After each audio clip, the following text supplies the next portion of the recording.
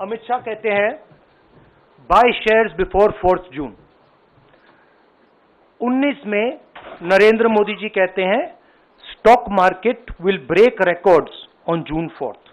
फिर 28 मई को रिपीट करते हैं। 1 जून मीडिया झूठे एग्जिट पोल रिलीज करती है।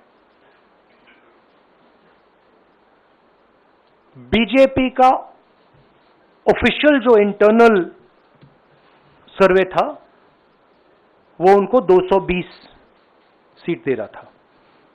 तो ये इंफॉर्मेशन बीजेपी के लीडर्स के पास था। इंटेलिजेंस एजेंसीज ने 200 और 220 के बीच में सरकार को बताया था कि उनकी सीट्स आ रही हैं। 3 जून को स्टॉक मार्केट सारे रिकॉर्ड तोड़ देता है और 4 जून को खटाक से स्टॉक मार्केट अंडरग्राउंड चला जाता है। विपक्ष की हार की हताशा से अभी तक शायद राहुल गांधी जी उभरे नहीं है। अब वो मार्केट के इन्वेस्टर्स को भी गुमराह करने की साजिश रच रहे हैं और अपने बयानों के साथ विदेश और देश के निवेशकों को एक भय के वातावरण में निवेश ना करें इसके लिए उत्साहित करने की कोशिश कर रहे हैं। ये देखिए ग्राफ है, ये रेड चार्ट जो है इसको देख लीजिए। ये नॉर्मल ट्रेडिंग है, ये नॉर्मल ट्रेडिंग है, ये ग्रे वाली नॉर्मल ट्रेडिंग है। और ये जो ट्रेडिंग है ये अबनॉर्मल ट्रेडिंग है, ये 2-3 गुना है। और फिर ये हुआ है नुकसान।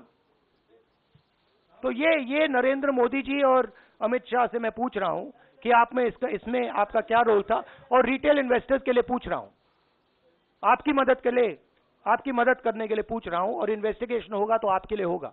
और ये जो बात 30 लाख करोड़ की करते हैं राहुल गांधी जी, मुझे ध्यान आ गया कि क्यों देश की जनता का राहुल गांधी जी पर जरा भी विश्वास थे, क्योंकि वो ये भी नहीं समझते कि ये तो वैल्यूएशन है। वैल्यूएशन से मतलब नहीं है, जो खरीद और बेच होती है उसी का मतलब होता है। और उसमें फॉरेनर्स ने नुकसान पाया, भारत के निवेशकों ने लाभ लिया है। तो रिटेल इन्वेस्टर्स भारत के इस दौरान भी लाभ लिया और फिर आज के दिन मार्केट फिर एक बार जो 3-4 दिन पहले थी उस मार्केट पे फिर एक बार पहुंच गई, जब स्पष्ट हो गया कि मोदी सरकार आ रही है, मोदी जी प्रधानमंत्री बनने जा रहे हैं। We are absolutely convinced that this is a scam. Somebody has made thousands of crores of rupees at the cost of Indian retail investors, and the Prime Minister and the Home Minister have given an indication to buy. And this is a criminal act. So we demand today a joint parliamentary committee to investigate this. Rahul Gandhi ji भी दावा करते थे, उन्होंने भी उस दिन कहा कि उनकी 295 सीटें आने वाली हैं। तो दावा दोनों पक्षों से हुआ था। और मैं समझता हूं कि राहुल गांधी जी ने चिंता करनी चाहिए कि जब आंकड़े आ रहे थे और उनको ज्यादा सीटें थोड़ी मिली अनुमान से, तो अगर मार्केट गिरी तो ये दर्शाती है कि दुनिया और देश के निवेशकों का कितना डर था कि राहुल गांधी जी की वोटें बढ़ रही हैं या सीटें बढ़ रही हैं। उसका भय दर्शाता है कि उनकी सरकार आने से लोगों में कितना विश्वास है कि तकलीफ आएगी। And by the way, the Prime Minister has never commented on stock market before this. This is the first time the Prime Minister has commented, very interestingly.